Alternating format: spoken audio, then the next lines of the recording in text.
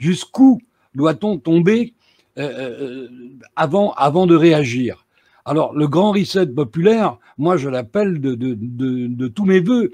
Et je te le dis, Valérie, je serai ton meilleur soldat, le premier à m'enrôler dans ton armée.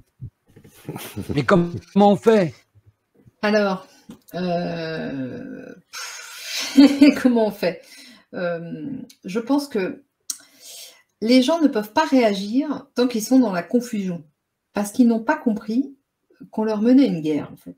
Ils n'ont pas compris qu'ils étaient en guerre. Il faut quand même savoir une chose. Macron, tout début de l'année 2020, a dit « Nous sommes en guerre ». Qu'est-ce qui se passe quand on est en guerre concrètement? Eh bien, la première chose qui se passe quand on est en guerre, c'est qu'on tombe sous propagande de guerre. D'accord? Ça, c'est un effet immédiat de l'entrée en guerre. Ce qui signifie que la narrative, les informations sont contrôlées par des organes militaires. C'est ça la propagande de guerre. D'accord?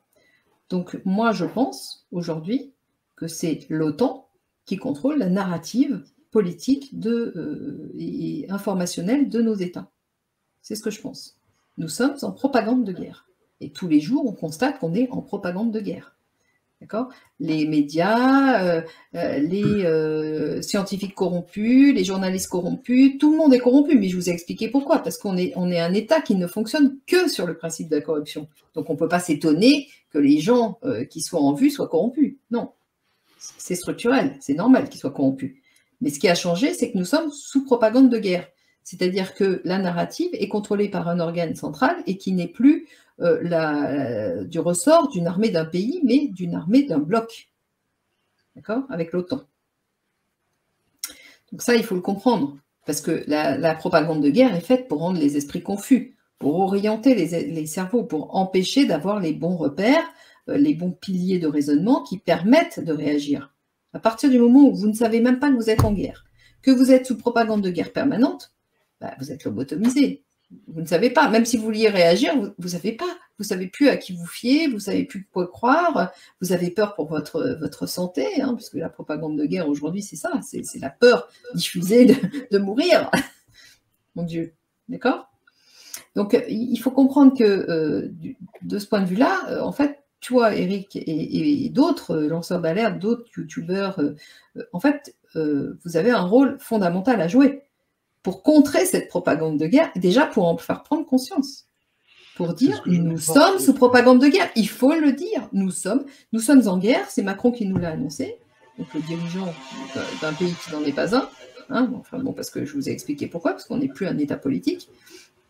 Et quand on entre en guerre, la première chose qui se passe, c'est que nous entrons sous propagande de guerre.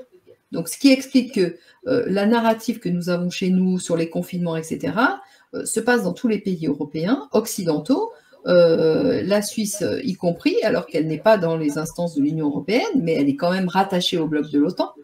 D'accord? Tous les pays rattachés au bloc de l'OTAN sont sous cette propagande de guerre. Ce qui explique que tous les effets que nous voyons sur un État se répercutent quelques semaines après, forcément, sur tous les autres. Donc, s'il y en a un qui se met à confiner, les autres vont suivre. S'il y en a un qui se met à fermer ses frontières ou à dire il faut des masques, des muselières surtout pour tout le monde toute la journée, dehors, dedans, tout ce qu'on veut, les autres font pareil. Parce que nous sommes sous propagande de guerre. Donc, il faut prendre conscience que nous sommes en guerre, que c'est une guerre que les élites, ce sont des élites financières, les dirigeants financiers nous mènent, que nos hommes politiques ne sont que des relais d'influence, qui n'ont aucun pouvoir politique au sens propre du terme, qui n'ont aucun pouvoir juridique, aucun pouvoir militaire, finalement. Donc, à partir du moment où vous avez les bons repères, vous savez, vous avez une vision réaliste du fonctionnement de ce qui se passe. Vous pouvez commencer à réagir. Mais c'est pour ça que la première armée, c'est une armée informationnelle dans le contexte dans lequel nous sommes. Absolument. Et une fois que les repères, les bons repères auront imprégné, se seront diffusés dans la population, dans toutes les strates de la population, il y en a qui resteront toujours hermétiques. Hein, on n'arrivera jamais à convaincre tout le monde, ça c'est impossible. La propagande est plus efficace sur les esprits faibles que la vérité. d'accord? Et nos esprits ont été quand même très affaiblis par un manque de culture historique, par un manque de culture juridique, par un manque de culture civilisationnelle, culturelle. Donc, il faut prendre en compte tout ça.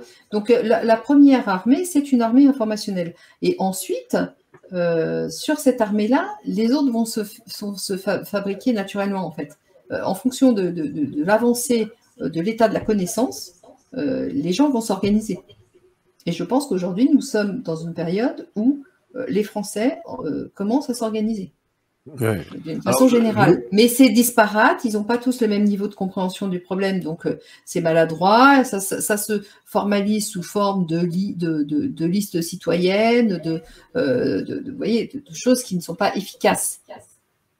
Moi, ce que je propose, c'est bien au-delà, parce que j'ai fait la démarche d'analyse profonde des problématiques auxquelles nous sommes confrontés. Mais les Français sont loin de comprendre tout ça. Donc, quand moi je parle et quand je dis il faudrait faire ci, bah, en fait, les gens ne me comprennent pas. Et c'est pour ça que ça ne peut pas se développer. Donc, la première chose, la deuxième chose après l'information de culture générale et de culture historique et de culture militaire, parce que, une fois de plus, nous sommes en guerre, donc il s'agit quand même de dévoiler les méthodes de guerre, les méthodes, des méthodes de contrôle, de champ de bataille, qui sont des méthodes militaires appliquées aux populations civiles. Donc ça, il faut le diffuser.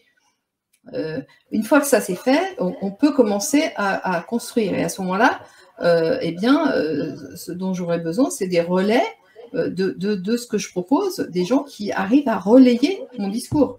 C'est pas moi toute seule, je ne peux pas être sur tous les fronts. Donc il faut que des gens s'emparent de mon travail, le comprennent et ensuite on soit les héros. H, E, accent aigu, R, A, U, T. D'accord ? Bon, ben, je profite de l'occasion pour inciter nos spectateurs et nos auditeurs à aller visiter ton site internet valériebugot.fr, qui est une véritable mine d'or et qui leur permettrait effectivement de regarder ce monde avec des yeux différents.